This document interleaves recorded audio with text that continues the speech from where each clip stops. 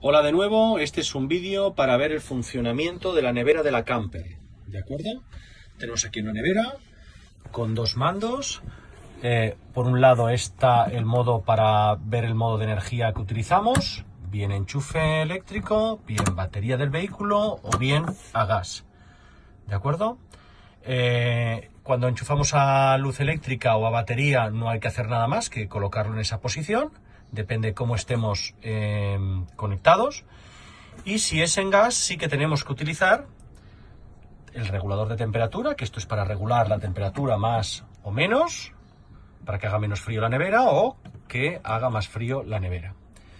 Y un interruptor que veis como un relámpago aquí y un marcador blanco y verde. Bien, cuando estamos en modo gas hay que encender, no se enciende automáticamente, hay que encender la nevera, es decir, estamos parados en un sitio, vamos a estacionar, vamos a estar un día, una noche, lo que sea, queremos que la nevera siga funcionando.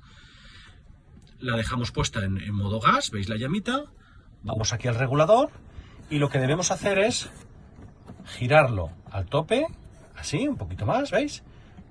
Presionamos para adentro, es como si saliera el gas, presionando para adentro, mantenemos presionado y a la vez le damos con el otro dedo en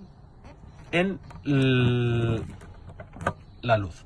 ¿Y veis cómo la rayita roja va pasando del blanco, va pasando al verde? Eso es, cuando la veáis en el verde, que ya está en el verde, soltáis, ya lo he soltado, y se mantiene el verde. Cuando está en el verde significa que la nevera ya está funcionando con el gas. Importante, cuando ya está en el verde es que está funcionando el gas.